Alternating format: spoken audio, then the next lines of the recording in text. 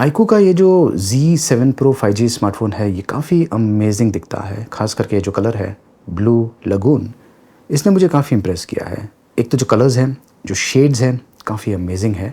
और अगर आप यहाँ पर ध्यान से देखें तो इसके ऊपर ये टेक्सचर्स है जो कि ऐसा लगता है जैसे कि पानी की लहर इसमें से जा रही है। बहुत ही अमेज़िंग दिखने वाला स्मार्टफ़ोन। चलिए इसे चेक करते हैं, देखते रहिए। तो ये 8 GB 256 GB वाला वेरिएंट है। ये है इसका बॉक्स पैकिंग और बॉक्स के अंदर आपको हैंडसेट मिलने वाला है। एक सिलिकॉन केस भी बॉक्स के अंदर दिया हुआ है। कुछ बुकलेट्स है, SIM tray, ejector pin, 66 watt fast charging support और USB two type C cable दिया हुआ है। तो ये है इसका डिफ़ॉल्ट इंटरफेस और जो हैंडसेट का कलर है प्लस जो वॉलपेपर है काफ़ी बढ़िया तरीके से ब्लेंड हो रहा है। एक अलग ही एक्सपीरियंस देता है। ओवरऑल मैं जो परफॉर्मेंस है प्लस जो यूज़र एक्सपीरियंस है उससे मैं काफ़ी इम्प्रेस्ड हूँ।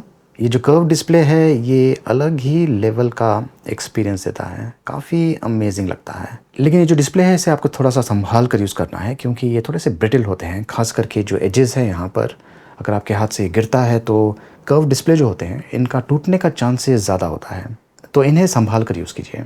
ये एंड्रॉयड 13 रन कर रहा है और फन टच OS 13 रन हो रहा है out of the box. 8 GB plus 8 GB virtual RAM और 256 GB स्टोरेज। आजकल का यूज़र का जो ख़रीदने का ट्रेंड है ये काफ़ी हद तक चेंज हो चुका है। ये जो यूज़र्स हैं ये स्पेसिफिकेशंस पर इतना ध्यान नहीं देते हैं क्योंकि आज की तारीख में ज़्यादा करके जो स्मार्टफोन्स मार्केट में अवेलेबल हैं उनका जो स्पेसिफिकेशंस है काफ़ी अच्छा होता है, परफॉर्मेंस भी काफ़ी अच्छा होता है अनटिल एंड अनलेस जो यूज़र है वो एक गेमिंग यूज़र है, क्योंकि जो गेमिंग यूज़र है उनका जो रिक्वायरमेंट है एकदम हाई एंड का होता है। खास करके हार्डकोर गेमिंग यूज़र्स।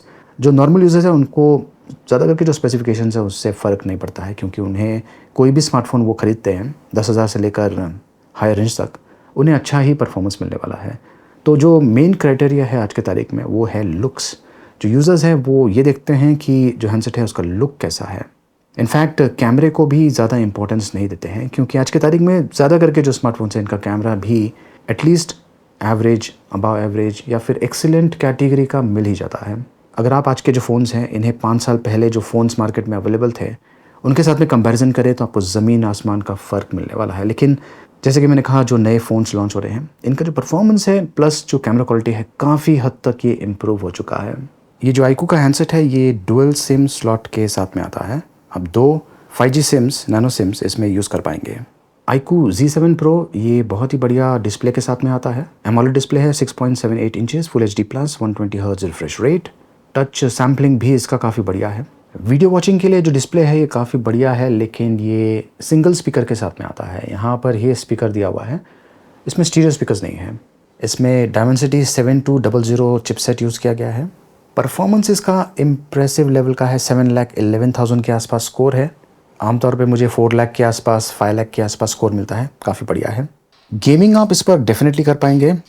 एक तो डिस्प्ले अमेजिंग प्लस जो हार्डवेयर है इसका जो परफॉर्मेंस है ये भी काफ़ी अमेजिंग है। तो हाई एंड गेम्स या फिर अगर आप हाई एंड एप्लीकेशंस यूज़ करना चाहते हैं तो इस हैंडसेट पर आप बड़ी आसानी से वो कर पाएंगे।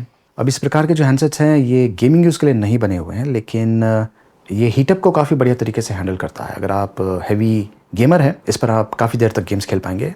हीटअप काफ़ी हद तक कंट्रोल में है। नॉर्मल यूसेज के लिए ये एकदम परफेक्ट है।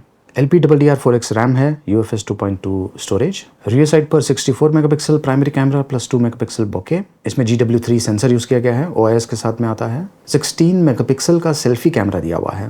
तो इसकी कैमरा क्वालिटी कैसी है ये बहुत सारी चीज़ों पर डिपेंड करता है। इसमें 1x का ऑप्शन दिया हुआ है, वाइड एंगल का ऑप्शन इसमें नहीं मिलता है। और एक काफ़ी इंटरेस्टिंग चीज़ ये है ऑरा फिल लाइट, जो कि ये जो चीज़ आप देख रहे हैं यहाँ पर ये है वो लाइट। इनफैक्ट अगर मैं इसे ऑफ़ करूँ तो ये जो पार्ट है जो कि ऐसा लग रहा था जैसे कि कोई फिंगरप्रिंट सेंसर है, ये एक्चुअली लाइट है, ऑरा लाइट, जो कि काफ़ी अमेजिंग लगता है। और ख़ास करके जब आप फ़ोटो शूट करते हैं फिर वीडियो शूट करते हैं तो उस दौरान ये काफ़ी काम में भी आता है। ये है इंटरफेस, वैसा ही है जैसे कि आपको दूसरे आईकू के स्मार्टफोन्स पर मिलता है। और 64 मेगापिक्सल में ये मैक्सिमम हाई रेजोल्यूशन में शूट कर सकता है। वीडियो में ये देखिए स्टेबिलिटी का ऑप्शन दिया हुआ है। कैमरा क्वालिटी से मैं काफ़ी इम्प्रेस्ड हूँ। कलर रिप्रोडक्शन काफ़ी अच्छा है, काफ़ी एक्यूरेट है, स्किन टोन्स भी काफ़ी अच्छे हैं, नेचुरल है। और जो बैकग्राउंड ब्लरिंग है ये भी काफ़ी बढ़िया तरीके से कर रहा है। अब बैकग्राउंड ब्लरिंग भी आप एडजस्ट कर सकते हैं, तो कभी कभार ज़्यादा करने से जो इमेज है वो इतना बढ़िया नहीं लगता है, तो मिनिमल रखिए आपको काफ़ी बढ़िया रिजल्ट मिल जाएगा। ये है लॉन्ग शॉट्स। यहाँ पर मैंने अलग अलग फ़िल्टर ऑप्शंस यूज़ किया है और काफ़ी अमेजिंग रिजल्ट्स मुझे मिला है। ये देखिए, अगर आपको फ़ोटोग्राफी का नॉलेज नहीं है तो ये जो स्मार्टफ़ोन है इससे आप बहुत ही बढ़िया शॉट्स शूट कर पाएंगे पॉइंट एंड शूट के तहत। लेकिन अगर आपको फ़ोटोग्राफी का नॉलेज है तो आप ये देखिए, इस प्रकार के शॉट्स भी शूट कर पाएंगे। कलर्स मुझे काफ़ी बढ़िया लगा। डायनेमिक रेंज भी इसका काफ़ी अच्छा है और ये है लो लाइट शॉट्स।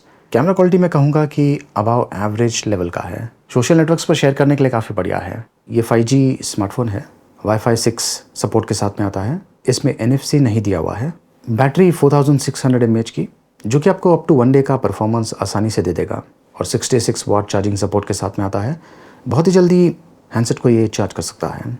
तो ये जो iQOO का स्मार्टफ़ोन है काफ़ी बढ़िया स्मार्टफ़ोन है, काफ़ी स्लिम है, लाइट वेट भी है और इम्प्रेसिव लुक्स के साथ में आता है। इसका प्राइसिंग क्या है उसके बारे में जानकारी मैंने वीडियो के डिस्क्रिप्शन में दिया हुआ है। प्राइसिंग आपको कैसा लगा कमेंट्स करके मुझे ज़रूर बताइए। देखते रहिए।